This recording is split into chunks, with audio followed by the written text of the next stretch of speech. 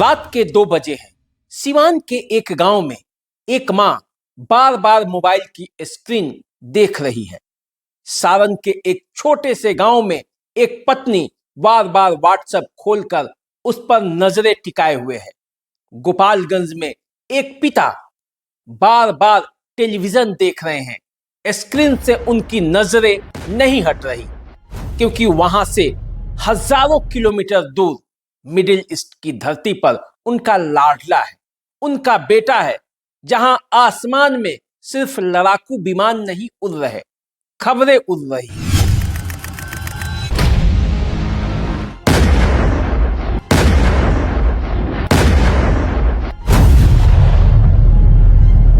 बिहार के लगभग 70,000 लोग मिडिल ईस्ट में रोजी रोटी कमा रहे हैं, और जब से इजराइल, ईरान और अमेरिका के बीच भीषण युद्ध छिड़ा है, तब से मिडिल ईस्ट के आसमान में खबरें उड़ रही हैं।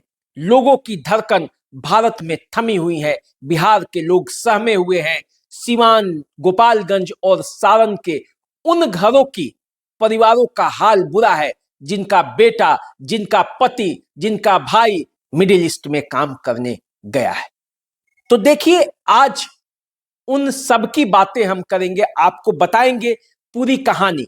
मिडिल ईस्ट में युद्ध चल रहा है, युद्ध के बीच तमाम तरह की खबरें आ रही हैं, भीषण संघर्ष है, ईरान घुटने टेकने के लिए तैयार नहीं है। हालांकि उसके सुप्रीम लीडर के मौत के बाद ये अंदाजा था कि मामला थमेगा, लेकिन मामला थमने का नाम नहीं ले रहा। आज सुबह से भी भीषण संघर्ष जारी है, और इसलिए सारण, सिवान, गोपालगंज सहित बिहार और भारत के लोगों, जिनके परिवार के लोग वहां पे हैं, वो परेशानी में हैं। उनके अंदर एक डर व्याप्त है, कहीं कोई बुरी खबर न आ जाए, इसको सोचकर भी वो सहम जाते हैं। देखिए, यदि भारत की बात करें तो भारत के 35,54,274 लोग मिडिल ईस्ट में रहते हैं। सऊदी अरब में केवल 24.5 लाख के आसपास लोग रहते हैं। कुवैत में 9 लाख के आसपास लोग रहते हैं। कतर में 8.5 लाख और बहरीन में 3.25 लाख भारतीय बसे हुए हैं। और इन भारतीयों के बीच, इनके परिवारों के बीच भारत में खौफ का माहौल है, युद्ध है, कब क्या हो जाएगा कोई जान नहीं सकता। यदि बिहार की बात करें तो बिहार में यदि 2024 के आंकड़ों पर नजर डालें तो सबसे ज्यादा लोग यूएई में रहते हैं। 70,000 बिहारी रोजी रोटी कमा रहे हैं पूरे मिडिल ईस्ट में देखा जाए तो। यूएई में 29,191 लोग रहते हैं। सऊदी अरब में 28,293 लोग रहते हैं। कतर में 5,500 के आसपास लोग रहते हैं जो वहां रोजी रोटी कमा रहे हैं। वहां से जब वो पैसे भेजते हैं तो भारत में, बिहार में, सारण में, सिवान में, गोपालगंज में उनके परिवारों की आर्थिक स्थिति मजबूत हुई है, और इसलिए चिंता की लकीरें उन परिवारों के बीच भी है कि आखिर क्या होगा।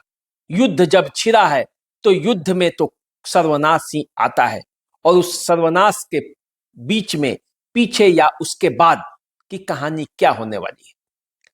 जान बचाकर आ भी गए तो क्या वहां का माहौल युद्ध के बाद वैसा रहेगा जैसा मौजूदा स्थिति में था? यह भी एक चिंता का विषय है। तो देखिए, भारत सरकार वहां पर अपने भारतीयों के लिए काफी व्यापक व्यवस्था की है।